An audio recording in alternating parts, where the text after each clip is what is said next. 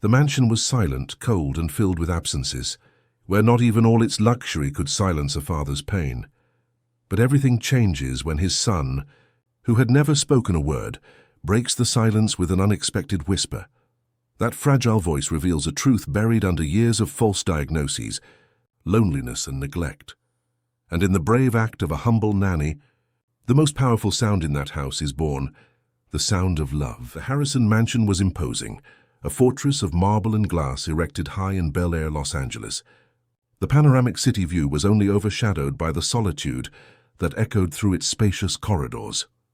There even the air seemed heavy, laden with secrets and absences. In the backyard garden, an 8-year-old boy sat under a century-old mango tree, his eyes fixed on the movement of ants marching in single file. Bernard Harrison had a countenance too serious for his age, a child who seemed to carry the world on his small shoulders. His thin fingers traced invisible drawings on the ground, while the rest of the mansion followed its impeccably timed routine. From the office window on the second floor, Robert Harrison observed his son with a mixture of love and helplessness. At 45, the businessman had achieved everything money could buy. The country's largest construction company, properties on 3 continents, luxury cars he barely drove. Yet no matter how hard he tried, he couldn't give his only son what he needed most: sound, words, communication. Dr. Ferdinand called to confirm tomorrow's appointment, said Josephine, the housekeeper, who had worked for the family for 2 decades. Her voice interrupted Robert's thoughts, and he merely nodded without looking away from the window. It's already the 5th specialist this year, he murmured, more to himself than to Josephine. And the new nanny? Has she arrived? She's in the kitchen with Augustus. The driver picked her up from the bus station. Robert sighed. Since Bernard was born deaf, a parade of nannies, nurses, and therapists had passed through the mansion. No one stayed long. Caring for a child who couldn't hear required patience and dedication, 2 rare qualities in a world where everything had a price. The death of Elisa, his wife when Bernard was just 2 years old, transformed the mansion into a mausoleum of frozen memories. Smiles were replaced by silences, parties by medical appointments, and hope by an obsessive search for a cure that all specialists said was impossible. In the spacious, immaculate kitchen, Louise Silverton waited nervously. At 28, her eyes still carried the simplicity of her origins. Born in Stratford-upon-Avon, a small town in rural England, her calloused hands bore the mark of someone who had always worked hard. The grey uniform they gave her seemed too large, as did the responsibility she was about to undertake. The boss has very specific rules, explained Augustus, the butler, as he handed her a list of instructions. Tall and slender, with impeccably combed grey hair, he exuded a calculated austerity. The boy wakes at 7, has breakfast at 7:30, lessons with the private tutor at 9, lunch at noon, therapy at 2. You must always be nearby, but without interfering too much. Louise listened attentively, but her eyes wandered around the luxurious environment, the latest generation appliances, imported marble, utensils that seemed never to have been used. It was another world, so different from the simple house where she grew up, sharing a room with 3 sisters. May I meet Bernard now? She asked, interrupting Augustus's list of rules. The butler hesitated, as if the question were improper. Mr. Harrison prefers to introduce new staff personally. He should be down shortly. While they waited, Josephine offered the new nanny a coffee. Unlike the butler, the housekeeper had a more welcoming demeanor, despite the deep wrinkles that marked her face. Have you worked with special needs children before? Josephine asked in a lower tone. My younger brother Pete was deaf, Louise replied, feeling the lump in her throat that always formed when speaking of him in the past. I took care of him until... She stopped, unable to continue. Josephine seemed to understand the unspoken. She placed her hand over Louise's in a gesture of silent solidarity. Little Bernard is a good boy. He just needs someone who truly sees him. The sound of firm footsteps interrupted the conversation. Robert Harrison entered the kitchen, bringing with him the authority of someone accustomed to giving orders and being obeyed. Tall, with an athletic build even after years dedicated solely to business, his face bore the mark of someone who rarely smiled. You must be Louise, he said, extending his hand formally. Has Augustus given you the instructions? "Yes, sir," she replied, standing up quickly. "I'm eager to meet Bernard." Something in the new nanny's direct manner made Robert observe her more closely. Unlike previous professionals, with their impeccable diplomas and references, there was a disconcerting simplicity about her. "I see you don't have a background in special education," he commented, leafing through the simple resume he held. "Why do you think you can care for my son?" The question hung in the air like a challenge. Louise took a deep breath, drawing courage from memories of her brother. "Because I know your son doesn't just need technical care. Mr. Harrison, he needs someone who sees him beyond the silence." The words, spoken with quiet conviction, caused a brief discomfort in Robert. For an instant, the powerful businessman seemed vulnerable, as if she had touched an open wound. "You have a week to prove you're right," he replied dryly, regaining his composure. "Come, I'll introduce you to Bernard." As they walked through the garden, Louise absorbed every detail of that place that would be her new home, temporarily at least. The perfectly pruned rose bushes, the lawn where every blade of grass seemed to be the same length, the infinity pool reflecting the Los Angeles sky.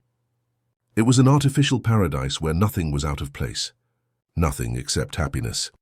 Bernard remained seated under the mango tree, now with an illustrated book on his lap.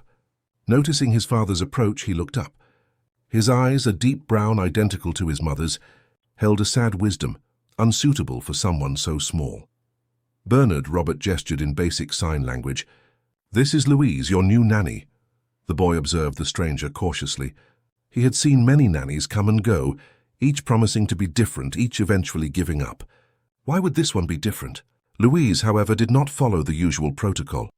Instead of forcing an approach, she sat on the ground at a respectful distance and took a small, colorful paper boat from her bag. She placed it on the ground and, with gentle gestures, simulated waves that made it sail on the grass. The boy watched, intrigued. It wasn't the kind of approach he was used to receiving from adults, always anxious for him to respond, react, communicate in the way they deemed appropriate. Robert observed the scene with a mixture of curiosity and skepticism. "She'll be with you this afternoon," he signed to his son. "I'll be in the office if you need anything." When his father walked away, Bernard continued watching the paper boat. Louise then created another, smaller one, and placed it beside the first. With simple gestures, she told a silent story, the two little boats sailing together, facing imaginary storms, finding safe harbors. For a brief moment, something rare happened. A shy smile appeared on the boy's lips. It was just an instant, but for Louise it was as if the sun had broken through dense clouds. From the office window, Robert witnessed that small miracle. And for the first time in a long time, he felt something he had forgotten: hope. What none of them knew was that that simple paper boat was just the beginning of a journey that would forever transform their lives. In the silence of that afternoon, under the century-old mango tree, something had changed in the Harrison mansion, something that all the money in the world could not buy or control. The days at the Harrison mansion followed a strict routine, where every minute was planned like a perfect mathematical equation. After 2 weeks, Louise already knew every cog in that social clock, the inflexible schedules, the unwritten rules, the looks of approval and disapproval that replaced words. Every morning, even before the sun fully appeared on the Los Angeles horizon, she would get up, prepare her uniform, and mentally review her tasks. The maid's room she occupied on the ground floor was small but comfortable, a luxury compared to the cramped space she shared with her sisters in Stratford-upon-Avon. "You're still here," Augustus commented one morning, as Louise prepared the orange juice Bernard drank for breakfast. "You're the longest-lasting nanny this month." The comment, despite its ironic tone, contained an uncomfortable truth. Staff turnover at the mansion was high, especially when it came to those directly caring for the boy.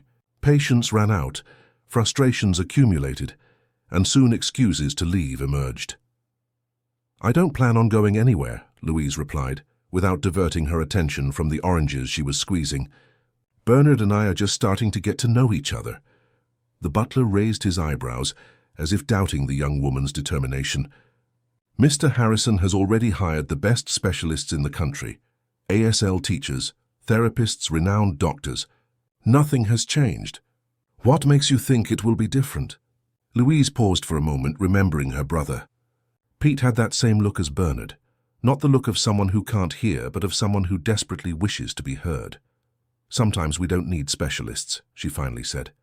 "Just someone willing to see beyond the obvious." The simple answer seemed to discomfit Augustus, who walked away with some excuse about checking the mail. Louise had already noticed that the butler maintained an almost obsessive loyalty to Robert, as if he were not just an employee, but a guardian of the house's traditions and protocols. At exactly 9 o'clock, as usual, Bernard was already seated in the study room, awaiting the arrival of his private tutor. But today there was something different. On the table, next to the textbooks, was a new paper boat, this time accompanied by a small whale made of the same material. When his eyes met Louise's, a shy smile formed. It was the first time the boy showed he was waiting for her, eager for the continuation of the game they had started. "Good morning, Captain," she signed in ASL using the affectionate nickname she had created for him. Her knowledge of sign language was basic, learned during the years caring for her brother, but she strove to improve every day. Bernard responded with quick, precise gestures, much more fluent than hers. He spoke of a dream he had, where he sailed in a giant boat across the ocean, encountering whales and dolphins along the way. "Dr. Ferdinand has arrived," Josephine announced, interrupting the moment. Bernard's tutor, a middle-aged man with thin-rimmed glasses, entered carrying a briefcase full of teaching materials. "Good morning, everyone," he greeted formally. Louise was supposed to withdraw during lessons. It was one of the house rules. But before leaving, she noticed how Bernard's expression changed, returning to the serious, distant look he usually had. It was as if a curtain closed, isolating him from the world again. That observation bothered her all morning. As she organized the boy's room, an idea began to form. Perhaps Bernard didn't just need another person trying to teach him, but someone willing to learn from him. At noon, when the tutor left, Louise found the boy downcast, scribbling abstract drawings in his notebook. She approached carefully and signed, "Do you want to teach me more ASL today? I'm a terrible student, I need to practice." The proposal caught Bernard by surprise. No one had ever asked him to teach something before. He was always the one who needed to learn, adapt, improve. The invitation reversed the roles in a way that lit up his eyes. That afternoon, sitting in the garden, away from the watchful eyes of the house, teacher and student swapped places. With infinite patience, Bernard showed Louise the correct signs for animals, colors, feelings. She purposely made mistakes a few times, just to see him correct her with growing enthusiasm. From the veranda, Josephine observed the unusual scene, a discreet smile on her lips. In more than 6 years working directly with the boy, she had never seen him so animated, so present. "The boss won't like this," Augustus murmured, appearing silently beside her. "He pays fortunes for the best teachers, and the nanny is playing in the garden." "It's not playing," Josephine replied without looking away. "It's the first time I've seen the boy smile since his mother left." The comment silenced the butler temporarily. Even he, with all his rigidity, could not deny the visible transformation in Bernard. In recent days, the boy no longer isolated himself as much. He ate better, slept without frequent nightmares, and had even started seeking the company of adults, something unthinkable weeks ago. The routine of paper boats expanded. Soon there were planes, birds, flowers, a whole zoo and garden of colorful origami creations that decorated Bernard's room. Each new creation came with a story, told through gestures, expressions, and eventually small notes written by Louise. It was on one of these origami afternoons that Robert returned early from work. Normally he arrived only for dinner, when Bernard was almost ready for bed.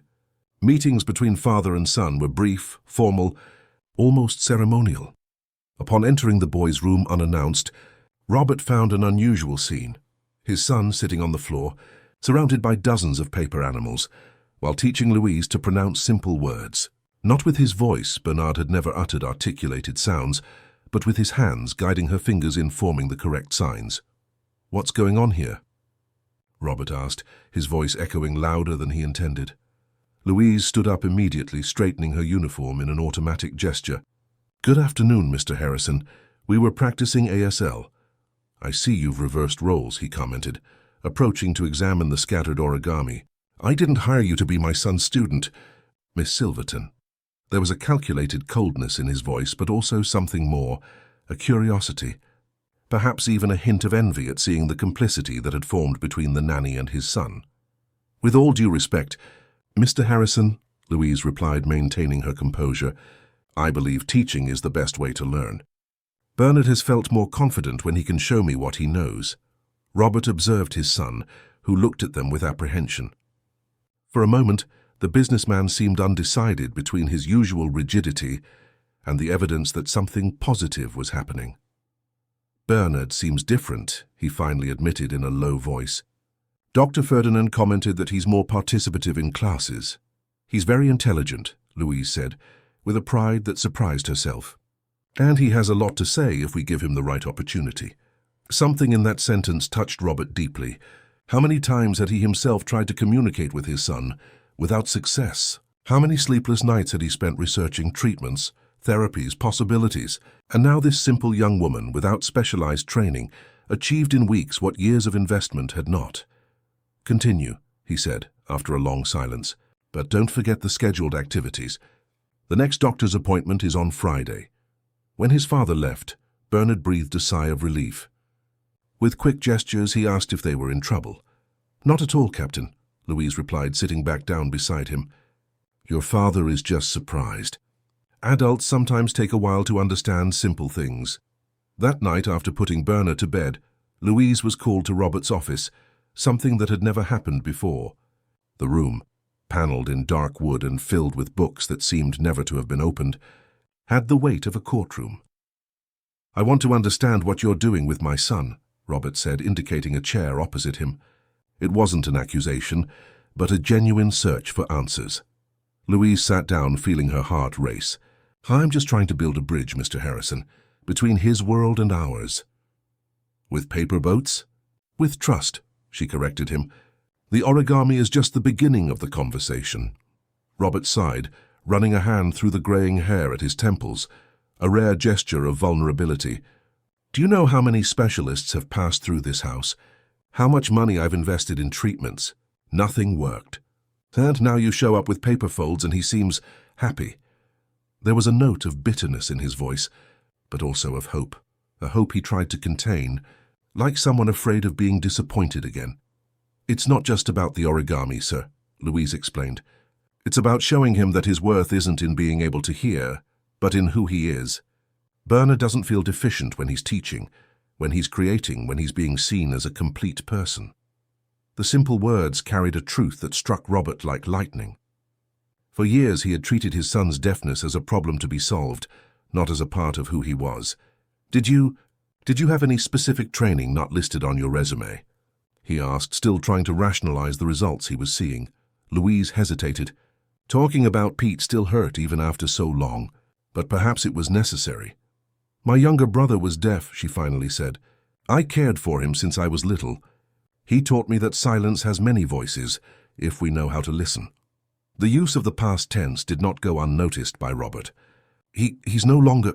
He had a very high fever at 12. The doctors in the countryside didn't have resources. When we arrived in the capital, it was too late. The office fell silent. A different silence, laden not just with absence but with mutual understanding. For the first time, employer and employee saw each other beyond social roles, just as two people marked by pain. "I'm sorry," Robert said, with genuine sincerity.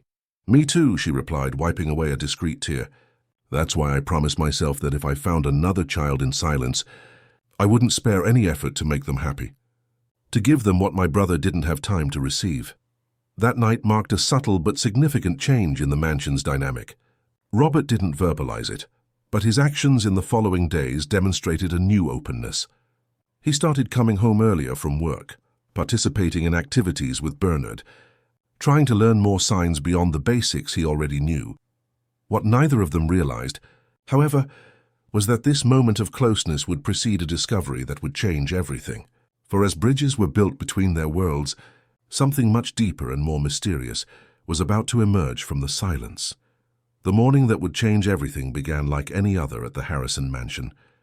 Louise woke with the first ray of sun penetrating her room window, prepared for another day, and headed to the kitchen to help Josephine with Bernard's breakfast.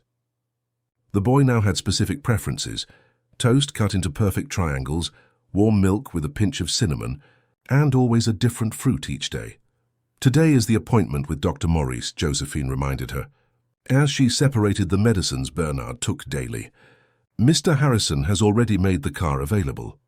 Dr. Maurice Alistair was the latest in the long list of specialists treating the boy. A renowned ENT specialist with a clinic in Mayfair, London, he was known for his work with state-of-the-art cochlear implants. Robert placed great hopes in him, perhaps his last.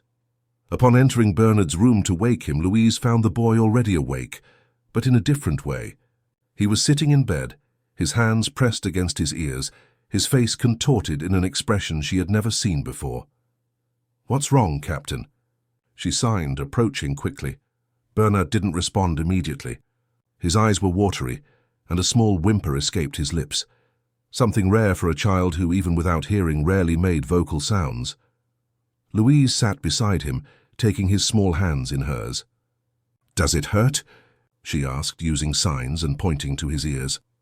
The boy nodded, and then made a movement that surprised her. He picked up one of his colored pencils and quickly drew on the pad he kept beside his bed. An ear, and inside it, something dark, like an insect. "Is there something in your ear?" Louise asked, alarmed. Bernard nodded affirmatively, his eyes pleading for help. He then made another sign which she knew well: "Itches, hurts." Without thinking twice, Louise took the small flashlight she kept in her apron pocket, a habit she had acquired during her years caring for her brother. Carefully, she asked Bernard to turn his head and brought the light close to the boy's ear. What she saw left her paralyzed for an instant. There was, in fact, something inside the ear canal, something dark, which seemed to have a movement of its own. She couldn't identify exactly what it was, but it definitely shouldn't be there. "I'll call your father," she signed, but Bernard held her wrist tightly, vehemently shaking his head no. His eyes conveyed a clear message. He didn't want any more doctors, any more painful examinations, any more being treated as a problem to be solved. "Do you trust me?" Louise asked, looking him directly in the eyes. The boy hesitated for only a second before nodding. "Then give me 5 minutes.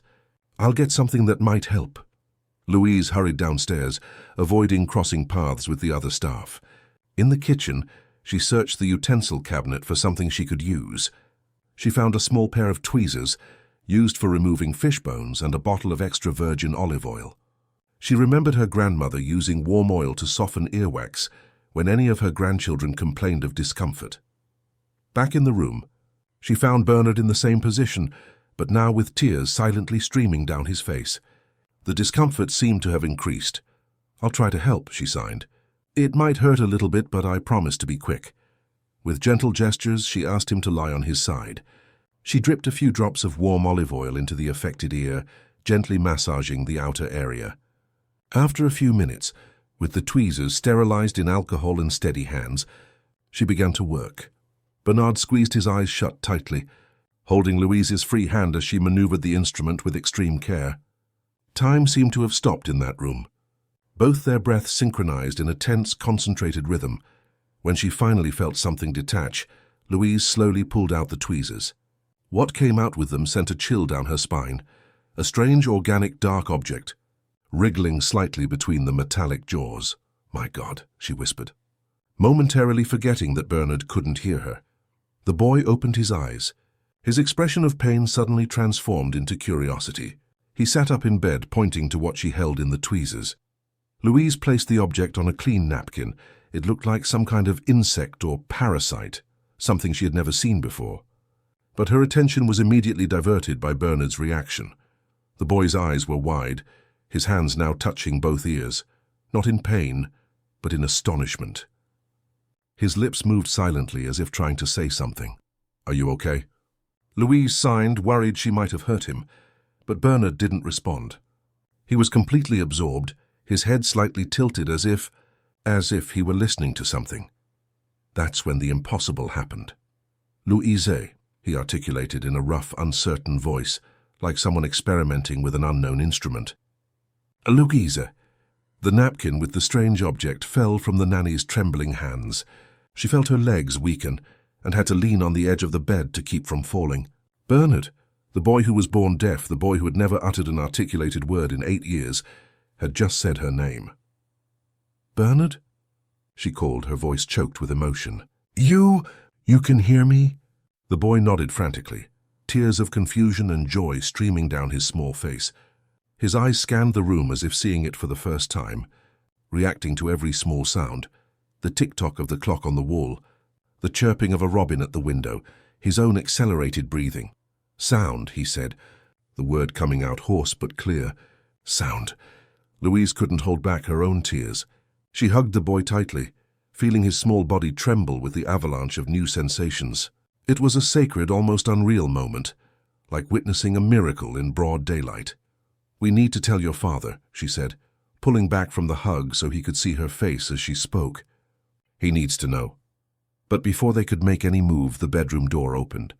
Robert Harrison entered, already dressed for work, followed by Augustus. "Aren't you ready for the appointment yet?" he asked, frowning at the unusual scene. The nanny and his son embracing, both with tear-streaked faces. Louise stood up quickly, trying to organize her thoughts. How to explain the inexplicable? How to make him believe without thinking she had gone mad? "Mr. Harrison," she began, her voice trembling, something incredible has happened. "Father." The words, simple and powerful, froze time inside that room. Robert slowly turned to his son, his expression transformed into pure shock. Augustus, beside him, dropped the agenda he was holding. "What? What did you say?" Robert asked, his voice almost inaudible. "Father," Bernard repeated, now more confidently, pointing directly at him. "I hear you." Robert staggered as if he had been hit by a physical blow. In seconds, he was beside his son, holding him by the shoulders, examining his face for some explanation. "How? How is this possible?" he asked, looking alternately at Bernard and Louise. The nanny pointed to the napkin lying on the floor. There was something in his ear. It was causing him pain, and I removed it. Augustus approached, picking up the napkin carefully. "My heavens," he murmured, examining the dark object. "This looks like some kind of parasite." "He spoke," Robert said, still holding his son as if fearing the miracle might unravel at any moment. "My son spoke. He heard me." "I heard everything," Bernard said, each word a small triumph over years of silence. "Noise. A lot. Everywhere." The powerful businessman, accustomed to maintaining control in any situation, broke down. He knelt before his son and hugged him tightly, openly sobbing. Years of frustration, of desperate searching for cures, of hopes repeatedly crushed, all dissolving in seconds. "We need to take him to the hospital immediately," Augustus said, recovering from the initial shock. "This isn't normal. It could be dangerous." "Augustus is right," Louise agreed, still trembling with emotion. "We need to understand what happened. Scientifically, this shouldn't be possible." Robert nodded, wiping away his tears without the slightest embarrassment. "I'll call Dr. Maurice right now. And Mount Sinai Hospital. I want a full team." While his father spoke on the phone, organizing what would undoubtedly be the biggest medical operation of his life, Bernard remained seated in bed, absorbing every sound as a precious gift. Every word, every noise, every sonic nuance was a new universe to explore. "Thank you," he said to Louise when they were alone for a moment. His pronunciation was still hesitant, his articulation imprecise, but the message couldn't be clearer. "It wasn't me," she replied, stroking his face. "Sometimes life has bigger surprises in store for us than we can imagine." In less than an hour, the mansion transformed into an organized chaos. Cars arriving, doctors being contacted, bags packed for a possible hospitalization. Bernard was carefully dressed and prepared for what would be an exhaustive battery of tests. As they were about to leave, Robert called Louise aside. "You're coming with us," he said in a tone that brooked no argument. "He needs you there." "But, sir, I'm just the nanny. I don't have medical knowledge to—" "You are the person who brought sound into my son's life," he interrupted, with an intensity that made her recoil. "You're more than a nanny now. You're part of this miracle." As the luxury car sped away from the mansion, bound for the city's best hospital, none of them could foresee the revelations that awaited them. The tiny parasite, kept in a sterilized container, would be just the beginning of a much larger story. A story involving lies, medical betrayals, and finally, redemption. The miracle had a price. And they were about to discover it. Mount Sinai Hospital, with its imposing architecture and cutting-edge technology, welcomed Bernard Harrison as if he were a small prince. Within minutes, an entire team of specialists was mobilized, ENTs, neurologists, infectologists, all summoned by the power of the Harrison name, and even more so, by the extraordinary nature of the case. At the center of the storm, Bernard observed everything with wide eyes, not of fear but of fascination. Every new sound, the beeping of machines, the rustling of lab coats, the murmur of conversations, was a discovery that made him smile or frown, trying to process the sonic universe that was revealing itself. "He seems to be reacting normally to auditory stimuli," commented Dr. Helen Miller, an audiology specialist, after the first preliminary tests, "which is absolutely inexplicable, considering his medical history." Robert remained by his son's side, refusing to leave, even when doctors asked for space to work. "I want to know exactly what's going on," he insisted, with the authority of someone accustomed to controlling every detail of life. In a small adjacent room, scientists analyzed the parasite removed from Bernard's ear, small, dark, and with a bizarre structure that didn't easily fit into any known classification. The organism generated heated discussions among the specialists. "It looks like some kind of modified larva," suggested an entomologist hastily called in. "But I can't identify the species. We'd need more detailed analyses." While the adults tried to comprehend the inexplicable, Louise remained an anchor for Bernard. Sitting beside the gurney where the boy was undergoing exams, she held his hand and explained each procedure, now using not only signs but words he was beginning to understand. "They're just checking that everything is okay with your ears," she said, in the soft voice he could now hear. "It won't hurt." At the end of 4 exhaustive hours of tests, the medical team met with Robert in a private conference room. Louise was invited to participate, to the surprise of the more traditional doctors, who found the presence of a nanny and a technical discussion strange. "Mr. Harrison," began Dr. Maurice Allister, visibly tense, "the preliminary results are disconcerting, to say the least." "Be direct, doctor," Robert cut in, impatient. "My son can hear. How is this possible?" The doctor opened a folder with various exams and pointed to a CT scan image. "What we see here is that Bernard's inner ear apparatus is completely functional. There is no congenital malformation, no structural damage." A heavy silence fell over the room. It was Louise who verbalized what everyone was thinking. "But does that mean he never was deaf? How can that be if since he was a baby?" "That's where things get complicated," interrupted Dr. Miller, pointing to another image. "There are clear signs of chronic irritation in the ear canal, something that had been happening for years. Our theory is that the parasite, or whatever this organism is, had been lodged there for a long time, probably since early childhood." Robert paled, his hands gripping the folder so tightly that his knuckles turned white. "So are you telling me my son spent 8 years unable to hear because of an insect?" "It's not that simple," explained another doctor, a renowned infectologist. "The organism seems to have created a kind of barrier, an obstruction that prevented sound waves from reaching the eardrum properly. Furthermore, the continuous irritation caused edema that worsened the situation." "Why did no one discover this before?" Louise asked, unable to contain her indignation. "He went to dozens of specialists." The question hung in the air like an accusation. The doctors exchanged uncomfortable glances, and Dr. Maurice cleared his throat before replying. "Mr. Harrison, we would like to review Bernard's previous medical reports. It's possible something was overlooked." Robert's expression hardened. "Years of extremely expensive consultations, experimental treatments, international specialists, all diagnosing irreversible congenital deafness. Now suddenly, it was discovered that the solution was within reach of simple tweezers and the attention of a young woman without medical training." "I want all medical records reviewed," he ordered, standing up. "Every exam, every diagnosis, and I want explanations." As he left the room to return to his son, Louise noticed something strange in the doctor's behavior, particularly Dr. Maurice. The renowned specialist seemed not just surprised, but genuinely alarmed by the events. Something in his gaze suggested more than professional confusion. There was fear there. Over the next 2 days, Bernard remained hospitalized for observation. With each hour, his auditory abilities visibly improved, He began to repeat words with more confidence, to react to distant sounds, to distinguish different voices. It was like watching a miracle in slow motion, the flower of sound blossoming after years dormant.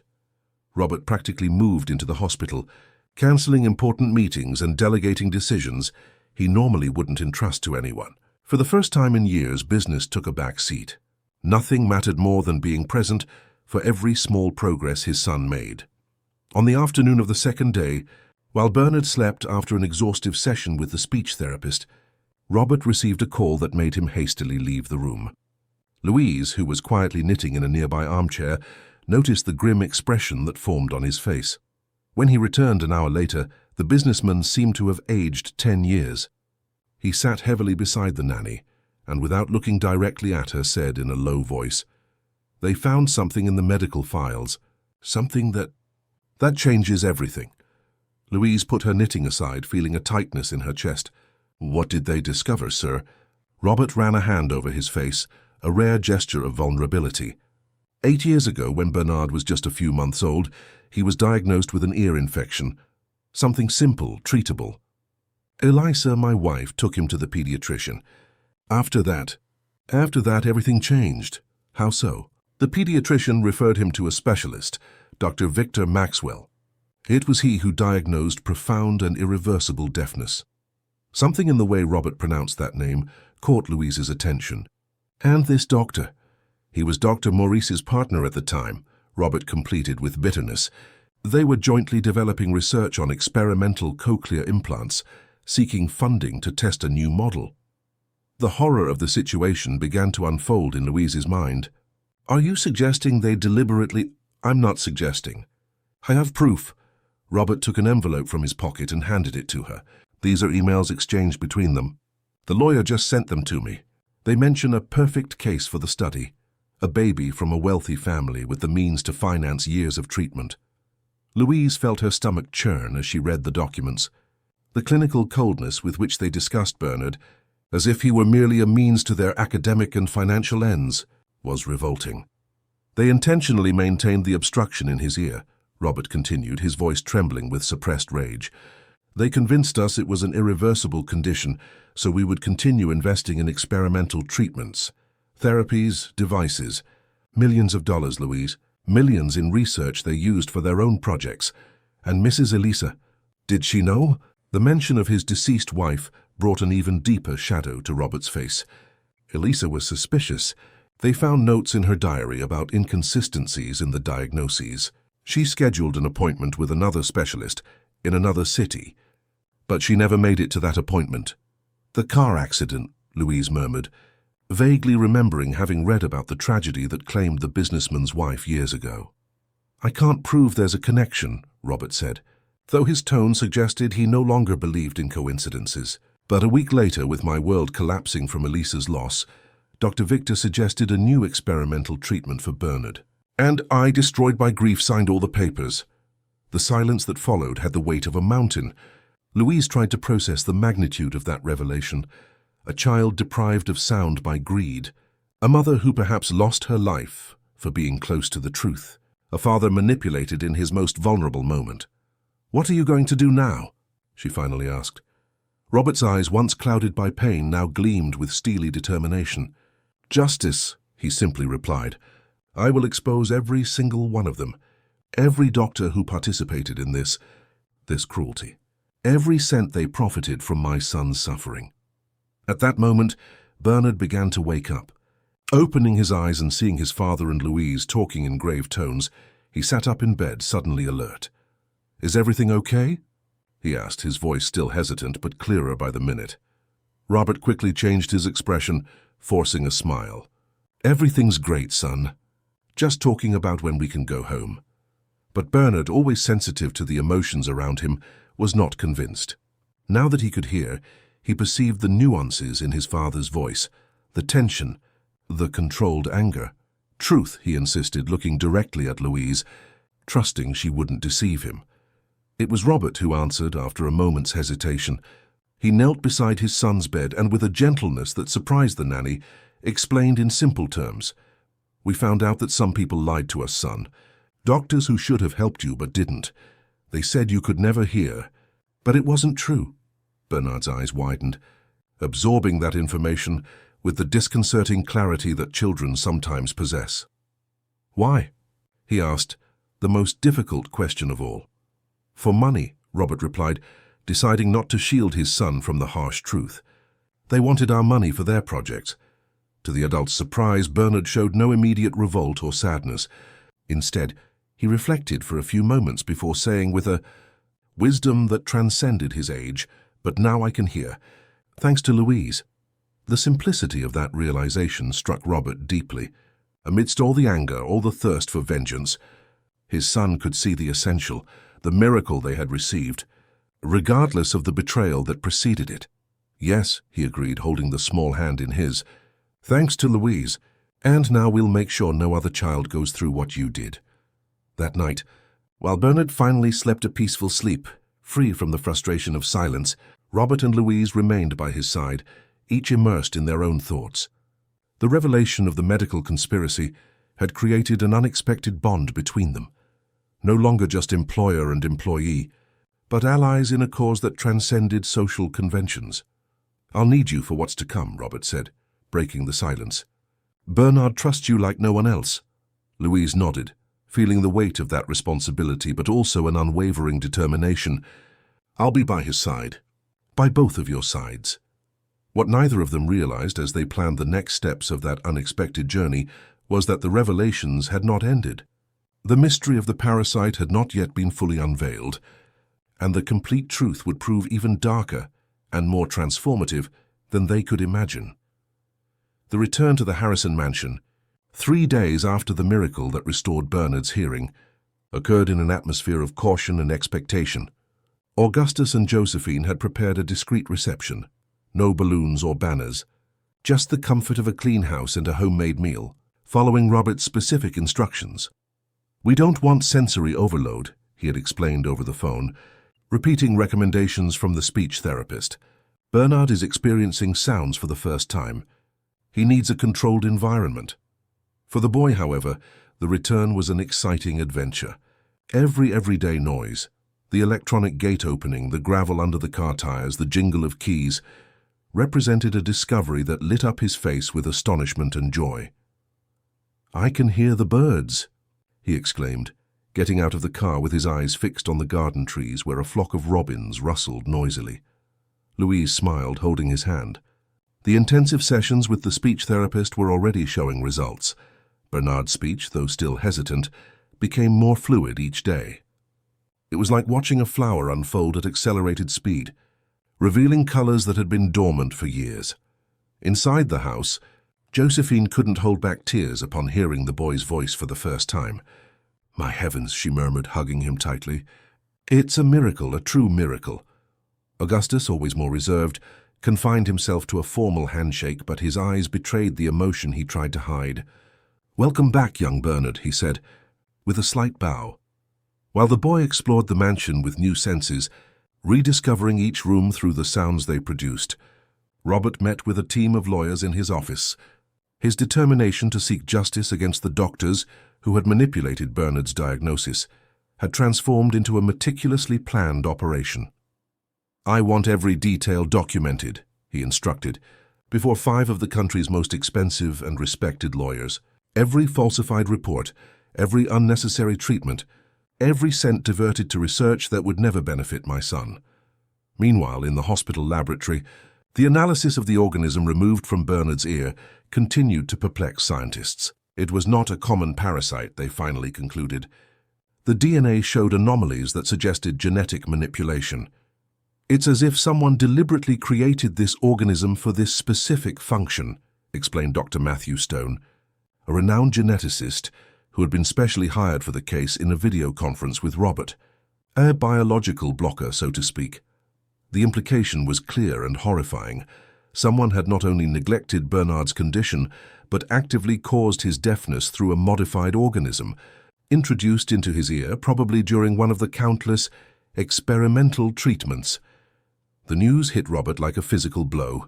Even prepared to discover the worst, the confirmation of deliberate cruelty exceeded his darkest expectations. "I want these monsters jailed," he said, his voice trembling with suppressed fury. "I want them to pay for every second of silence they imposed on my son." The days that followed were marked by a strange duality in the Harrison mansion. On one hand, Bernard's overflowing joy discovering music, learning to modulate his own voice, marveling at the sound of rain on the roof. On the other, the silent and relentless operation Robert coordinated to expose and punish those responsible for his son's suffering. Louise found herself at the center of this emotional maelstrom, torn between celebrating Bernard's progress and growing concern about the effect the quest for vengeance was having on Robert. The businessman barely slept, alternating between moments of renewed tenderness with his son and periods of dark obsession locked in his office. "You need to rest, sir," she ventured to say one night when she found him still working at 3 in the morning. "Bernard misses you during the day." Robert looked up from his documents, and Louise was surprised by the feverish gleam she saw in his eyes. It wasn't just exhaustion. There was something more, an almost self-destructive intensity. "I can't rest until justice is done," he replied. "You don't understand, Louise. It wasn't just my son they harmed.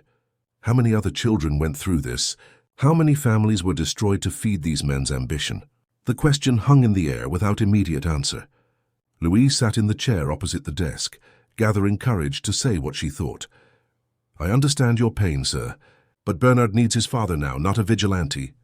He's discovering a new world and wants to share it with you."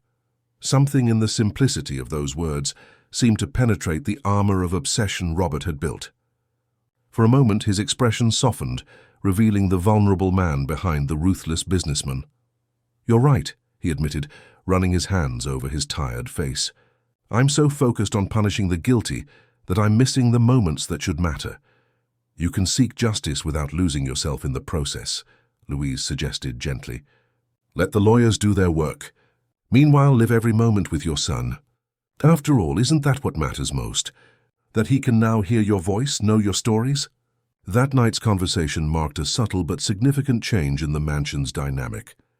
In the following days, Robert began to delegate more responsibilities to the lawyers and dedicate quality time to Bernard. Together, they explored the world of sounds, listening to music, watching movies without subtitles, walking through the garden to identify the song of each bird. It was in one of these moments of renewed connection that Bernard asked the question that would change everything once again. "Father, why don't we help other children like me?" They were sitting by the pool, Bernard wearing headphones, experimenting with different types of music under the guidance of the speech therapist. Robert, who was checking emails on his phone, looked up, surprised. "What do you mean, son?" "Other children who can't hear," Bernard explained with the simple, direct logic of children. "We can help them like Louise helped me." The suggestion struck Robert as a revelation. For weeks, he had channeled all his energy into punishing the guilty. He had not considered the possibility of transforming that traumatic experience into something constructive, something that could help others. "That's a wonderful idea," he replied, feeling something ignite within him, not the consuming flame of vengeance, but the clearer, more sustainable light of inspiration. "In fact, it's a brilliant idea." That same night, during dinner, an occasion that had become more lively and talkative since Bernard's return, Robert shared a surprising announcement. "I made an important decision today," he said, looking at his son and then at Louise, who joined them for the meal by special invitation. "I'm going to create a foundation to help children with hearing problems." Josephine, who was serving dessert, paused with the spoon in the air. "A foundation, sir?" "Yes," Robert confirmed with growing conviction as he articulated the idea. "We will offer free diagnoses, treatments, family support. We will ensure that no child is deprived of sound by negligence or deliberate cruelty." Bernard clapped, enthusiastic. "We can call it the Voice of Silence Foundation." "That's a perfect name," Robert agreed, smiling at his son with pride. Then he turned to Louise. "And I would like you to manage the operational part. No one understands better what these children need." The proposal caught Louise completely off guard. "Me? But sir, I don't have the training for that. I'm just a woman who did what dozens of specialists couldn't," Robert interrupted. "A woman who saw beyond the obvious, who didn't give up when everyone else had. That's exactly what this foundation needs." The project took shape with surprising speed. In 2 weeks, Robert had acquired a building in Chinatown, San Francisco, hired a team of genuinely committed specialists, and begun the process of transforming personal tragedy into a positive legacy. In parallel, the case against the responsible doctors progressed. Dr. Maurice Alistair, confronted with the evidence, decided to cooperate with the investigations in exchange for a reduced sentence. His confession confirmed the darkest suspicions. The group had deliberately manipulated diagnoses of children from wealthy families, creating artificial conditions of deafness to justify expensive treatments that financed their research. The news exploded in the media like a bomb. "Medical scandal, children deafened by greed," screamed the headlines. The Harrison name, once associated only with the business world, became a symbol of a fight for justice that transcended personal interests. Amidst the media storm, the mansion transformed into an unlikely refuge of normality. Bernard, shielded from the worst of the exposure, continued his journey of sound discoveries. His speech ability improved exponentially, although he still maintained the habit of using signs when he was excited or nervous. Louise, now officially Director of Operations for the newly created Voice of Silence Foundation, divided her time between preparations for the inauguration and caring for Bernard. The dynamic between her and Robert had subtly changed. It was no longer just the relationship between employer and employee, but a partnership based on mutual respect and a shared goal. "I never imagined I'd be leading something like this," she confessed, one afternoon as they reviewed plans for the service center. "Believe me, I also never imagined I'd be creating a foundation instead of destroying careers," Robert replied, with an ironic smile. But Bernard was right. Helping is more powerful than punishing. The mention of his son brought a special gleam to Robert's eyes. The transformation in him was as visible as Bernard's. The cold, distant man, obsessed with profit and control, had given way to someone more human, more connected with what truly mattered. "Do you know what Bernard told me yesterday?" He continued, his voice softer. "That he's happy he can finally hear my voice, but that he already knew what it sounded like before." "How so?" Louise asked, intrigued. "He said that even when he couldn't hear, he felt the vibration of my voice when I hugged him. That each person has a different vibration, an energy he could feel. I don't know if it's true or his imagination, but it made me think about how many things we fail to perceive when we focus only on the obvious." The reflection silenced both for a moment. Outside in the garden, Bernard was playing with a dog, a caramel-colored stray Robert had adopted from a shelter, fulfilling another request from his son. The sound of children's laughter and joyful barks penetrated through the open windows, a simple symphony that, for that family, had the value of a masterpiece. 3 months after the day Louise removed the parasite from Bernard's ear, the Voice of Silence Foundation was officially inaugurated. A line of families already awaited assistance, some coming from distant states, attracted by the promise of honest diagnoses and humanized treatment. In his opening speech before cameras and authorities, Robert Harrison surprised everyone with a public confession. "This foundation is born not only from pain, but from regret," he declared, with Bernard by his side, holding his hand. "For years I was an absent father, delegating my son's care to professionals who betrayed our trust. It took a person without academic titles, but with an immense heart, to teach me that the true miracle was not in advanced medicine, but in the ability to see beyond what everyone accepted as truth." The cameras turned to Louise, who watched from the front row, visibly moved. Dressed no longer in a nanny's uniform, but in a simple, elegant suit, she represented the bridge between two worlds, that of the luxurious mansion and that of the humble families who would now receive free help. "The Voice of Silence Foundation," Robert continued, "is born from the desire to transform a personal tragedy into collective hope, because we discovered the hard way that silence is not always an absence of sound. Sometimes it is an absence of love, of attention, of empathy." When the speech ended and the ribbon was cut, Bernard ran to Louise and hugged her tightly.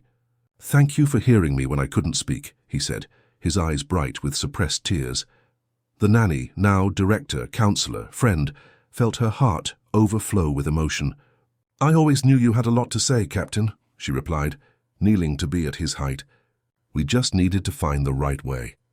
Over the boy's shoulder, her gaze met Robert's, who watched them with an expression that mixed gratitude, admiration and something more, a feeling yet unnamed, but beginning to blossom amidst the chaos and healing. At that moment, under the golden sun of a Los Angeles afternoon, the three understood that they were united by something stronger than circumstances or social conventions. They were, each in their own way, survivors of the same shipwreck, navigators of the same paper boat that now found calmer waters. 2 years passed since the historic press conference where Richard Alastair had revealed to the world the truth about the Silence Project. Time, as always, had transformed everything. The Matthew Alastair Foundation now occupied a modern complex in Greenwich Village, New York City. The main building, with large windows and glass walls, seemed to capture the New York sunlight and spread it through its spacious, welcoming corridors. Very different from the old mansion in Aspen, Colorado, this was a place made to welcome, not to isolate. On that spring morning, Louise hurried through the Foundation's corridors, checking the final details for the official inauguration ceremony of the Advanced Pediatric Audiology Center. After 2 years operating in temporary facilities, the complex was finally complete. Did the governor confirm attendance? She asked Fernanda, her assistant, who tried to keep up with her brisk pace. Yes, along with the Secretary of Health. The press starts arriving in an hour, the young woman replied, consulting her tablet. Matthew is already in the auditorium, rehearsing his speech for the 5th time. Louise smiled. At 10 years old, Matthew had transformed into a confident and talkative boy, perhaps too talkative, as Richard joked. His auditory recovery had been complete, and he now attended a regular school, where he excelled especially in music, an interest he had developed with passion after discovering the world of sounds. And Richard, he arrived half an hour ago. He's with the technical team, checking the simultaneous ASL transmission system. Louise nodded, satisfied. Richard was no longer the profit-obsessed businessman from before. After the initial storm that followed the revelations, he had completely restructured Alastair Pharmaceuticals, transforming it into a company focused on affordable medicines and ethical research. Surprisingly, after a difficult year, the shares had recovered, and the company had gained new respect in the market, proof that ethics and financial success were not mutually exclusive. Upon reaching the main auditorium, Louise paused at the entrance, observing discreetly. On stage, Matthew stood in front of the microphone, practicing his short speech with the help of Patricia, his former speech therapist and now director of the Foundation's speech therapy department. "Welcome to the Matthew Alastair Foundation," he recited with impressive confidence for his age. "A place where silence is no longer a prison, but a choice." Richard was at the back of the auditorium, checking the camera angles and the large screens where ASL interpreters would appear during the ceremony. Seeing Louise, his face lit up with a smile. Even after 2 years together, that smile still made her heart race. "Already?" he asked, approaching. "Almost. I'm still nervous about all this media attention." Richard laughed softly. The executive director of one of the country's largest foundations, responsible for changing legislation on medical research, nervous about a little attention. Louise gave him a gentle nudge on the arm. "You know I prefer to work behind the scenes." He gently pulled her into a quick hug. "And that's why everyone admires you. You do good without needing the spotlight." On stage, Matthew had finished his rehearsal, and seeing the two waved animatedly. "Did you see?" "I didn't forget any part." "Betty Carver, perfect son," Richard replied, giving a thumbs up. The auditorium entrance began to fill with the team that would put the finishing touches on the decoration. Louise and Richard stepped out into one of the internal gardens, seeking a moment of tranquility before the ceremony's bustle. "Thinking about the past?" Richard asked, noticing Louise's contemplative expression as she observed a decorative fountain. "Sometimes it's hard to believe how much has changed," she replied. "I remember the first day at the mansion, when I thought I would just be another temporary nanny in Matthew's life." Richard nodded, his own thoughts returning to that time. "I was a different man then, blind in so many ways." "We all grew," Louise said softly, intertwining her fingers with his. "Even Dr. Maxwell." The mention of the former doctor still brought some tension. After being captured in Canada and extradited to the United States, Maxwell had faced a long legal process. Surprisingly, in the end, he showed genuine remorse, cooperating fully with the investigations and even donating his personal property to the affected families. "I received a letter from him yesterday," Richard commented. "From prison?" Louise raised her eyebrows, surprised. "What did it say?" "That he's following the Foundation's work through the newspapers. That he's proud of what we've built, even if it was from the ruins of his mistakes." Richard sighed heavily. He offered to collaborate with legitimate research when he gets out in a few years. "And what did you—" "Reply? I haven't replied yet. Part of me wants to keep my distance from everything related to that period. Another part recognizes that he has valuable knowledge that could help many children." Louise gently squeezed his hand. "You don't have to decide now. Time teaches us to forgive, but at its own pace." An assistant approached, interrupting the moment. "Excuse me, but the first guests are arriving, and Matthew is looking for you."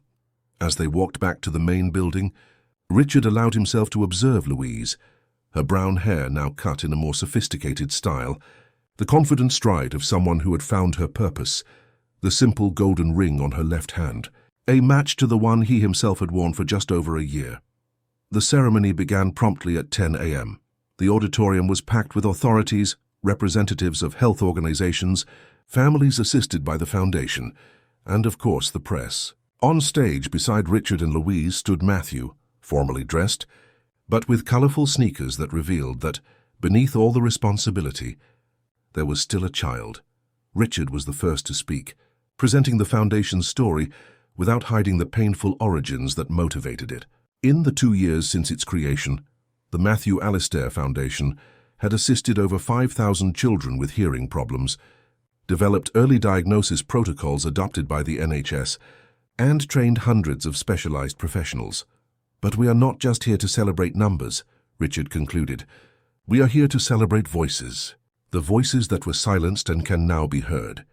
The voices of families who didn't know where to turn, and the new voices that are shaping the future of pediatric audiology in the United States."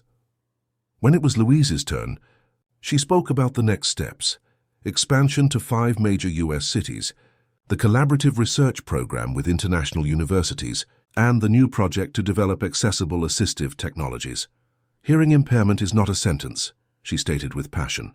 "It's just a different way of experiencing the world. Our mission is not to fix deaf children, but to ensure that all children have access to the options that best suit their needs and desires, whether through hearing, sign language, or both."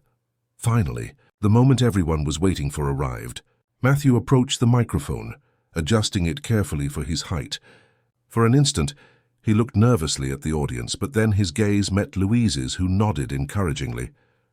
"Good morning," he began, his voice clear and confident. "My name is Matthew Alistair. 2 years ago, I couldn't hear the sound of my own voice. I didn't know the sound of rain, the bird's song, or the sound of the violin, which is now my favorite instrument." The audience listened in respectful silence as the boy told his story in simple, yet deeply touching words. "Many people helped me on this journey, doctors, therapists, teachers, but no miracle would have happened if one person hadn't had the courage to do the right thing." He looked at Louise, a smile illuminating his face. Louise wasn't a doctor or a scientist. She was just someone who cared enough not to accept what everyone said was impossible. Louise felt her eyes well up as Matthew continued. "Today she is my mother, not just in heart, but also on paper. And together with my father, she is helping other children find their voices, whether by speaking like me or using their hands to communicate." When the ceremony ended, with the traditional ribbon cutting and guided tours of the new facilities, Richard, Louise, and Matthew finally found a moment of privacy in the Foundation's new library, a welcoming space with large armchairs and shelves filled with books on various topics. Many focused on accessibility and inclusion. "Were you nervous?" Louise asked Matthew, adjusting a strand of hair that stubbornly fell over the boy's eyes. "A little," he admitted. "But then I remembered what you always say, that every word is a gift and we should use them with gratitude." Richard, sitting in a nearby armchair, watched the two with an expression of deep satisfaction. "You two are the best thing that ever happened to me," he said simply. An assistant gently knocked on the door. "Excuse me for interrupting, But there's a family that specifically asked to meet you. They're from Miami. They traveled 3 days to be here." Louise nodded. "Of course, please ask them to come in." The family that entered was simple, a young couple and a girl about 6 years old. The child wore hearing aids and looked around with evident curiosity. "This is Clara," the mother introduced shyly. "She's followed your story from the beginning. She has all the newspaper clippings and even did a school project about the foundation." The girl approached Matthew, her eyes shining with admiration. "Is it true that you couldn't hear anything? And now you play the violin?" Matthew smiled. "It's true. Want me to play something for you later?" The girl's face lit up with a radiant smile. "I want to learn music too." "Then you will," Louise assured her, crouching down to be at the child's height. "We have a music education program here at the foundation. If your parents agree, you can be part of it." As Matthew showed his violin to Clara, who had brought it specially for the occasion, the girl's parents spoke with Richard and Louise. They told of their struggle to get an adequate diagnosis in the northern part of the country, the financial difficulties of maintaining hearing aids, and how the foundation had changed their perspectives by offering remote support. Before the foundation, "We felt like we were alone in the world," the father explained. "Now we're part of a community." After the family said goodbye, promising to return for Clara's first music lesson, Richard, Louise, and Matthew prepared for lunch with the authorities present at the event. In the corridor, Matthew ran ahead, excited about the promise of a special dessert the chef had prepared. "It still seems surreal sometimes," Richard commented as they walked side by side. "To think of everything that happened for us to get here." "The universe has strange ways," Louise replied thoughtfully. "Who would have thought a temporary nanny would end up changing so many lives?" Richard stopped, gently holding her arm so she would stop too. In his eyes there was an emotion that never faded when he looked at her. "You were never just a temporary nanny, Louise. You were the voice we all needed to hear." As they reached the hall where lunch would be served, they were greeted by Matthew, who had saved seats for them at the main table. The boy chatted animatedly about how he would play the violin for Clara next week, and how maybe he could even teach younger children someday. Looking around at the families gathered, at the dedicated professionals who joined the foundation, at the son who now overflowed with life and sound, and at the woman who made it all possible, Richard felt a certainty he had never experienced in all his years of business achievements. They were finally on the right path. Louise, as if reading his thoughts, reached across the table, lightly touching his hand. "I'm proud of us," she said simply. Matthew, observing the gesture, smiled with the surprising wisdom that sometimes emerged from his youth. "Do you know what Miss Patricia says? That sometimes we need to lose one sense to find another more important one." "And what would that be?" Richard asked. "The sense of family," the boy replied, as if it were the most obvious thing in the world. "That's what we found, didn't we?" Louise felt her heart expand with an almost painful joy. "That's exactly it, my love." That night, long after the guests had departed and the foundation lights were dimmed, the three remained on the building's terrace, contemplating the city lights and the San Francisco Bay in the distance. Matthew had fallen asleep on a lounge chair, exhausted after the emotional day. "What are you thinking about?" Richard asked, noticing Louise's contemplative expression. "All the children like Matthew who are still out there, waiting for someone to notice, for someone to hear what they can't say." Richard nodded, understanding perfectly. "We'll find them," he promised. "One at a time if necessary."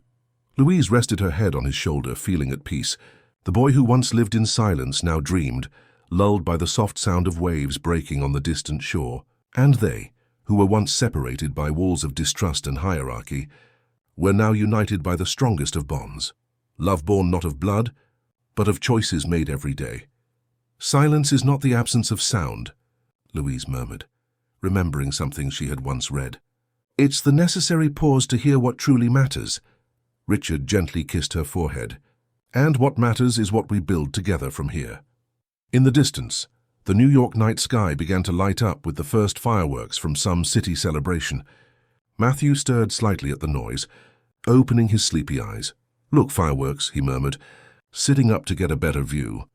The three stood side by side, contemplating the spectacle of lights exploding against the dark sky.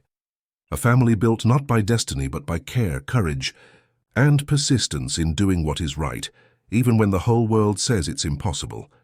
And in every colorful explosion that lit up the night, there was a silent promise that no voice would again be silenced, no sound would be stolen, no cry for help would go unnoticed. Because, as Matthew had discovered, the smallest voices have the power to change everything. End of story. Dear listeners, we hope that the story of Matthew, Richard, and Louise has deeply touched your hearts. To continue this emotional journey, we have prepared a special playlist with equally captivating stories about overcoming adversity and unconditional love. Find it here by clicking the link to your left. If you were moved by Matthew's silence, be sure to subscribe to our channel and like this video. Every day we bring unique stories that explore the complexity of American life in its various facets. Share in the comments which moment of this narrative touched your heart the most. Was it when Louise removed the device? When Matthew spoke for the first time? Or perhaps the moment when Richard found the courage to do what was right? Your participation is what gives voice to our stories. Until next time.